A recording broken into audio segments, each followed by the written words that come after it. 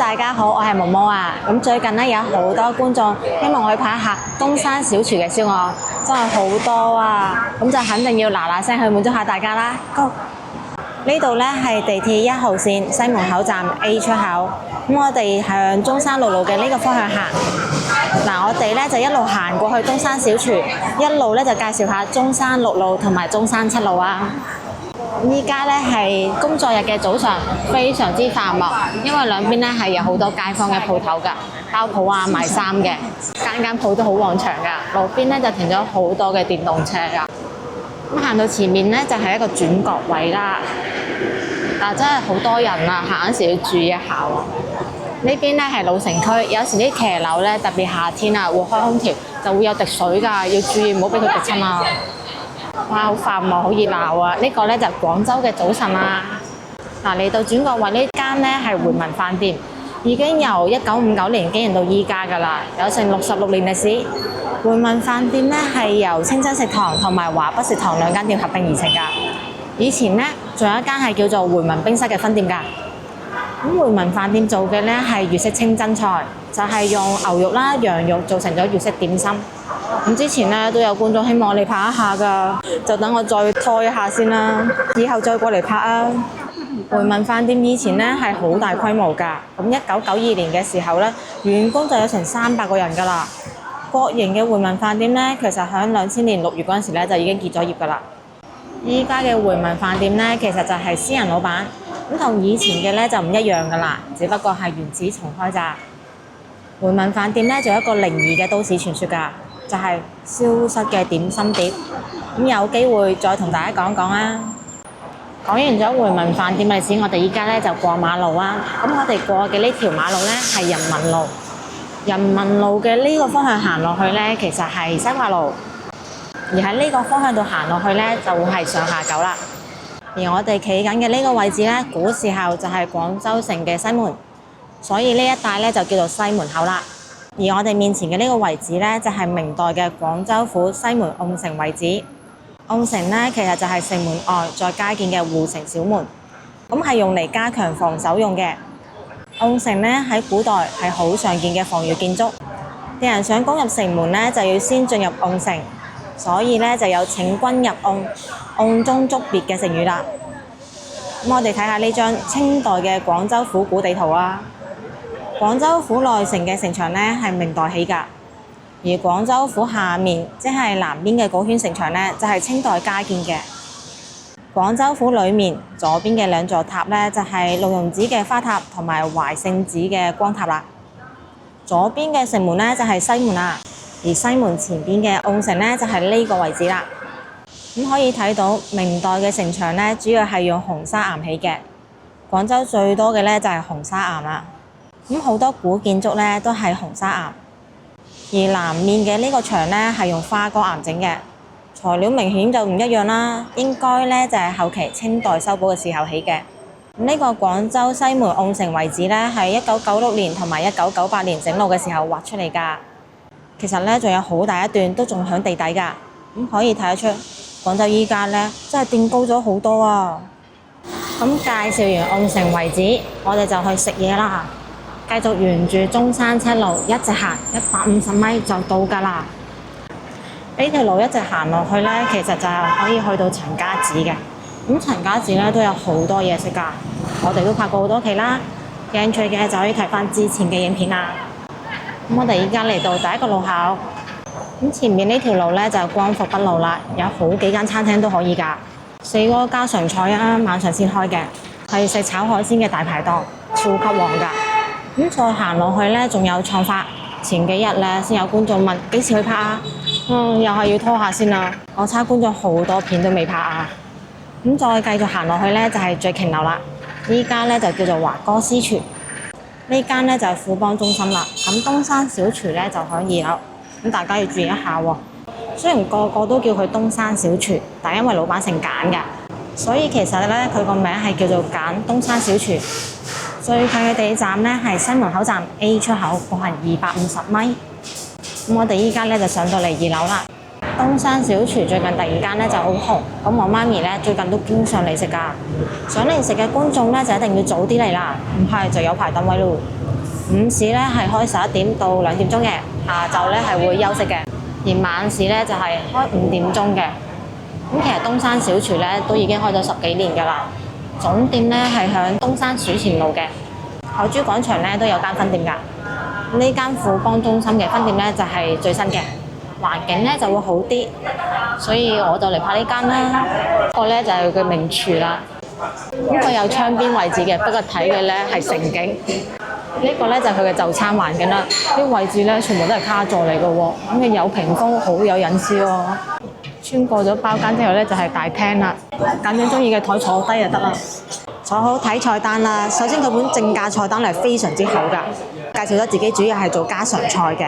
咁呢度咧寫明收費方式咧，最後會4捨5入嘅，即係會沒零咯。咁首先見到嘅係小食10蚊雞大廳嘅，13蚊就房嘅。之後咧就我哋要食嘅燒鵝啦，金牌燒鵝98個9一嚟正價啫，推廣價咧係89個9嘅，半隻嘅話就196個9，一隻咧就398個9。咁其實咧個推廣價咧就即係特價，冇限制使用嘅，想點幾多味就點幾多味㗎啦，所以就建議點個特價咯。呢個我有興趣嘅，亦都話最受歡迎㗎。秘製咕嚕肉53個9，你睇有時個推廣價咧同埋個原價咧係差好遠㗎。呢本菜單咧係非常之厚㗎，菜式咧全部寫咗中文，寫咗英文。呢度佢嘅小炒咧係好出名嘅，所以我對呢個北海魷魚蝦乾炒韭菜花好感興趣啊！66個9推廣價，原價話差成20蚊㗎，其實咪即係大排檔嘅小炒王咯。咁佢呢度嘅菜式咧全部都有個9毫子㗎，佢沒零咧就真係唔見咗幾毫子㗎啦。菜式係非常之多㗎，有需要嘅可以停喺度慢慢睇嘅。同係海鮮咧都係時價，香煎牛餅46個9，菜心炒鯪魚球49個9。有時咧嗰個推廣價同原價真係差太遠啦，唔點推廣價就真係揾自己笨啦。菜式係非常之豐富㗎，初生蛋炒雪花牛肉53個9，佢有好多個炒菜㗎，咁佢因為賣點係做家常菜嘅，所以呢度嘅炒菜咧真係好出名㗎。建議就首選炒菜類咯，因為每間餐廳咧都有自己擅長嘅菜式，唔係話本菜單寫咗咁多味咧，就每一味都咁好食㗎喎。北京菜心炒叉燒49個9，紫蘇海中蝦同係海鮮咧都係時價嚟㗎，仲有啲泰式口味嘅，真係好多菜可以揀啦。到呢度咧就主食啦，主食就30蚊有找咯，20幾蚊到幾蚊雞都有，杏仁糊啊、麥片啊、馬蹄糕、燒餅，仲有啲蛋撻啊、豆腐花、叉燒軟餅、粥、乾炒牛河43個9，家常酸菜炒飯43個9，價格咧就好平均嘅。咁除咗呢本菜單之外咧，佢仲有一個新嘅菜單，呢個算季節限定，不過而家30度嘅夏天都嚟啦，都仲呢個暖冬推薦喎，大家就睇一睇咯。亦都係海鮮菜式咧會標時價嘅，新菜上市嘅，咁啊同啱先嘅菜式咧又係唔重複嘅，但係咧就未好耐，咁啊未經過呢個食客嘅考驗嘅。不過就有啲古法菜啦，鮑汁炆柚皮53個9，同埋創新嘅古法菜啊，黑金選花膠扒柚皮啊。逢係有海鮮嘅咧都係時價嘅，家嫂釀尖椒49個9，咁佢菜式咧真係好多，開咗10幾年就有咁多菜啦。好啦，我哋睇完咗菜單咧就去落單啦。燒鵝唔等人啦，趁住佢新鮮，快啲去落先得啊！遲咗咧就冇新鮮嘅燒鵝食啦。啊，可以點菜啦？燒鵝係咪？可唔可以揀下裝㗎？啊，一嚟燒鵝下裝溜髀。牛髀唔斬啊？係啊，髀唔斬啊，靚啊，髀好食啊，仲有一個咕嚕肉啊。咕嚕肉啊，53個9個，仲有一個北海魷魚蝦乾炒韭菜花，要推廣價。哦，都係推廣價。啊，因為差好遠啊。好啦，就3樣夠啦，仲有退咗個小。夠啦，3個得2個人啫嘛，3道菜夠食啦。3個菜啊，唔夠再加湯，唔要呢個小食啊。係。我點解蘿蔔都好食嘅？食唔食蘿蔔？唔使啊，好就呢啲就得啦，唔該晒。一個燒鵝，一個咕嚕肉，一個韭菜花。係嘅，3個。該。好啦，咁我就等開餐啦。記得喎，小食唔要嘅話要退咗佢啊，如果最後埋單自己又唔中意食就虧嘅係自己啦。金牌燒鵝上咗嚟啦，有用蠟燭保暖嘅，咕嚕肉都上埋嚟咯喎。菜咧就一次過全部上齊啦，燒鵝、咕嚕肉同埋小炒王啊。咁我就開餐啦，咁由呢隻燒鵝開始啊。金牌燒鵝89.9。咁首先睇睇呢個燒鵝皮啊，係同我哋平時食開嗰種古法燒鵝唔一樣嘅，因為佢做嘅係玻璃皮啊。咁睇上去咧係有一種硬脆嘅感覺㗎，見唔見好似盔甲咁樣啊？一格一格嘅紋路嘅。咁呢隻燒鵝咧係有用蠟燭保暖嘅。我睇睇鵝肉先，有剔肥膏嘅，肉汁咧係好飽滿嘅。鵝肉嘅呢面咧我就聞到好香嘅燒鵝味啦。咁佢嘅皮咧係比較厚嘅。玻璃皮個優勢咧就係脆嘅時間比較持久，就算唔係新鮮出爐嘅鵝咧，個皮咧都係脆㗎。咁啊，保證到比較多人食到脆皮嘅燒鵝啦。咁我睇咗咁耐，我哋試一試個味道啊！鵝肉真係好多汁㗎。嗰啲燒鵝咧一拎起身咧就聞到香味㗎，好期待。我就開餐啦，又係我食髀嘅小夥伴們。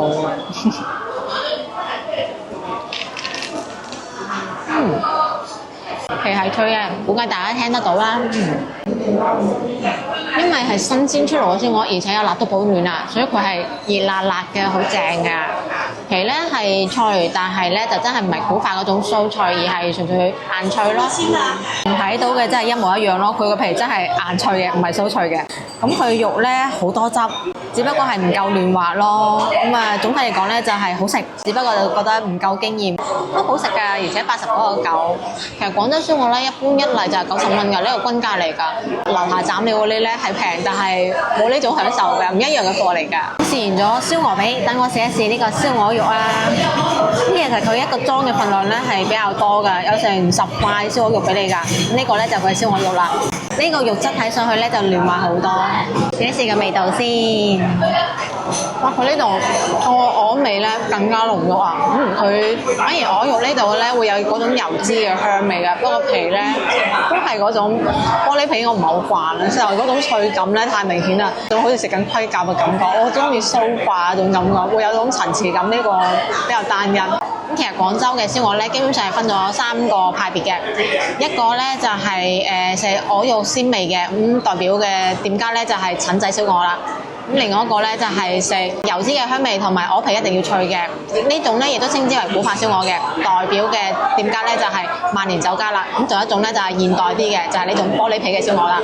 玻璃皮嘅優勢就係長時間保持到個皮係脆嘅，咁就冇咁考驗你哋去食嘅時間啦。即係就算唔係新鮮出爐，晏咗啲去食，佢皮起碼都係脆嘅。只要鵝肉唔差，俾你嘅感覺咧就係好食嘅。但係古法燒鵝嘅弊端咧就係賞味期太短啦，你錯過咗佢新鮮出爐嘅時間咧，去食就會覺得麻麻地。其實佢係好考驗你食飯嘅時間啫。至於鮮味嗰 part 咧，又係冇咁考驗你時間，因為佢皮本身就唔脆嘅，主要咧就食個鵝肉鮮味嘅啫。咁如果你係未食過燒鵝人咧，就建議首先唔揀嘅咧就係鵝肉鮮味呢 part，因為好多人咧分唔清鮮味同埋個腥味啊，會覺得嗰陣味太奇怪，接受唔到。所以如果你係第一次食，保守起見咧就揀古法燒鵝或者係呢種玻璃皮燒鵝，俾你哋睇咁咧，起碼係好嘅。而我哋今次食到嘅呢隻燒鵝咧，我覺得就係有少少臊味㗎啦。咁鵝嘅臊味咧，一般咧就係同佢鵝嘅品種啦、飼養嘅環境啦，同埋食嘅飼料有關嘅。最近咧，我發現好多北方人咧都食唔清鵝肉嘅鮮甜味同埋個腥味喎，甚至連雞嘅鮮甜味咧都會當成咗腥味㗎喎。咁其實雞嘅鮮甜味咧就我哋講嘅雞有雞味啦。一般家禽嘅腥味咧，只會出現響冰鮮貨或者係呢肉未煮熟嘅情況下嗰種血腥味。一般唔好嗰種味咧，我哋係會稱之為臊味㗎。咁腥味同埋臊味係兩種唔同嘅味。咁好多鴨咧都係比較嚴重嘅臊味，所以喺廣州咧燒鴨係會比燒鵝賣得平好多㗎。秘製咕嚕肉53.9，份量咧係呢個大細，唔細㗎。咁落咗菠蘿啦、辣椒啦同埋洋葱嘅。我睇睇呢個咕嚕肉，睇上去咧果粉唔係好厚，試味道啦。開餐啦！佢唔係嗰啲嗰陣皮咧，同嗰個肉咧差好遠嗰種嘅喎，佢係比較緊實啲㗎。而且咧，因為佢嘅肉咧係用豬頸肉做㗎，所以咧係特別紮實㗎，好有口感，好彈牙。咁佢嘅皮咧確實係唔厚嘅，而且係脆嘅。嗰個漿咧亦都唔會話太過分，食得到入邊嘅肉香味，加上外面酸酸甜甜嘅味道之後咧係好開胃嘅。好中意呢個咕嚕肉啊！佢做得出色個燒鵝啊！首先佢果粉唔厚，外邊夠晒脆，而且調味咧好好啊，酸甜度咧係啱啱好嘅，唔會太過酸。入邊嘅肉咧夠晒紮實彈牙，好正啊！呢個豬頸肉一流啊，肉選材非常之好，我好滿意呢道菜。咕嚕肉記得新鮮食啊，凍咗之後咧會變硬㗎，真係好硬啊！外邊咧唔係脆啊，係硬㗎啦，所以大家記得趁熱食啊！美食咧就唔等人。北海魷魚蝦乾炒韭菜花66個9，咁其實咧即係大排檔成日會有嘅小炒王啊，綠色嘅咧就係韭菜花啦，咁搭配嘅咧就有花生啦、魷魚乾啦，同埋有蝦乾，蝦乾咧係非常之多、非常之大隻㗎。魷魚咧唔係話好偷工減料嘅，就係俾魷魚鬚喎，佢係有俾魷魚上面嗰片嘅，即係成隻魷魚炒俾你㗎。淨係咁睇咧係唔係好多油㗎咋？你睇碟底啊，都係比較乾爽㗎。我好期待味道啊！特別係之前喺聖記嗰度俾佢傷害得咁深，咁我就逐步試啦，因為料太多，佢又冇匙羹喎。而家試緊嘅係魷魚同埋韭菜花。韭菜花一入口咧就已經好大陣嗰啲韭菜香味，好甜。魷魚好揼片啊，用嘅係乾魷魚啊，佢咧比鮮魷更加有魷魚香味啊，而且口感咧會更加紮實彈㗎，好爽脆㗎，可以好好感受下咩叫好食嘅魷魚啊！而且咧佢揀嘅魷魚好靚啊，係冇火水味㗎。呢件嘅魷魚咁貴都咁揼本咁捨得用料，呢碟小炒王真係食得過啊，好抵食㗎！我真係覺得佢呢度小炒菜式咧比蘇我出色好多喎。試一試佢嘅蝦乾啊，真係蝦乾嚟㗎。蝦乾咧夠乾爽，而且好大隻，唔單止有鹹香味，仲有蝦乾嘅味道。揀嘅蝦真係好靚，同魷魚嘅鮮甜味一齊之後咧，好突出，有鹹甜之間嘅碰撞咧，我覺得呢道菜好有激情，非常之好食。試埋佢花生先，花生俾得多，而且好脆啊，口感好好啊。我對呢道菜好滿意啊，而且咧佢就算係連韭菜花咧都好脆啊。又脆又鮮甜，原材咧係好出色㗎。就算連韭菜揀嘅咧都係比較嫩嘅韭菜，好處咧就係特別多汁啊，而且咧韭菜味係有嘅，但係唔會過分。有時候咧太過重嘅韭菜味咧會令到人哋好難接受㗎。佢揀嘅呢款韭菜咧就啱啱好啦。既然分開試完咗啦，我都係一啖過食晒佢哋啦，不過冇匙羹啊。一啖過食落去咧，果然係更加好食㗎，好正啊！嗰種魷魚嘅鮮味咧，加上佢蝦乾嘅蝦味啊、鹹香味之後咧，中和晒嘅，好正啊！成個味咧係好平衡㗎，做得好好啊！小炒王嘅味道咧真係好好，不過咧就差咗少少鑊氣咯。仲有啊，佢用嘅蝦乾咧竟然有3個唔同嘅大細嘅，你睇差幾遠先得㗎？一般如果好靚嗰種海蝦咧，係全部都要呢種形態㗎，攣公嘅蝦咧先至係新鮮㗎嘛，而且咧顏色係應該要咁樣紅紅地色㗎，而唔係呢種咁白色嘅。一般白色嘅咧就係飼養嗰種蝦啦。不過個味道都唔差，而且先至50-60蚊都抵食嘅。呢種製乾完之後嘅海貨咧，佢嗰種海鮮味咧就會濃好多嘅，特別係魷魚非常之明顯。嗰啲魷魚真係選得好好啊，冇火水味，好香魷魚香味。呢個小炒王真係出色㗎，就差少少鑊氣咯。我第一次發現我嚟拍片，有人送嘢食俾我啊！呢個黃糖糕啊，一份咧係2件，不過我就咁睇氣孔咧，覺得好靚。大免費嘅，好多謝佢份心意啊！我試一試味道啊！嗱，睇一睇呢個氣孔啊，其實睇呢個氣孔嘅話就覺得麻麻地咯。不過免費嘅話，我都好樂意食嘅。好啦，欣賞完就開餐啦。一份有2件，啱好一人一份啦，小夥伴都有份食啦。咁呢份贈送嘅咧係凍嘅。你睇呢個回彈性。好犀利㗎，咬咗落去咧就唔識彈翻出嚟㗎啦。味道嘅話真係主要就係少少甜味，少少甜味。黃糖味比較輕微，作為一個主食飽肚，飽腹感好強。免費嘅，我多謝你嘅心意。食完就埋單啦，一共咧係食咗226蚊7毫，3個餸，2人茶位。食飽飽啦，又一餐。咁總體嚟講咧，東山小廚係值得5星推薦㗎。首先咧就講一講佢5星推薦嘅菜式啦。第1名係小炒王啊，我真係好欣賞佢咁捨得用材料啊！喺魷魚咁貴嘅情況下都咁捨得俾料，我真係好欣賞佢呢一點啊！調味亦都係一流㗎，唔會太過油。只不過係差少少鑊氣啫，但我已經好滿意啦！呢個價格有呢個份量，有呢個出品水平，我覺得係值得5星推薦嘅。至於第第二位要值得5星推薦嘅咧係個咕嚕肉啊，果粉唔厚夠長，入邊用嘅豬頸肉好靚，口感紮實，有肉嘅香味，真係好食啊！至於萬眾期待嘅燒鵝咧，我覺得係4星推薦㗎。因為佢做嘅咧係玻璃皮啊，我真係唔係好識欣賞呢種玻璃皮嘅燒鵝啊，硬菜食到最後甚至有啲炸添啊！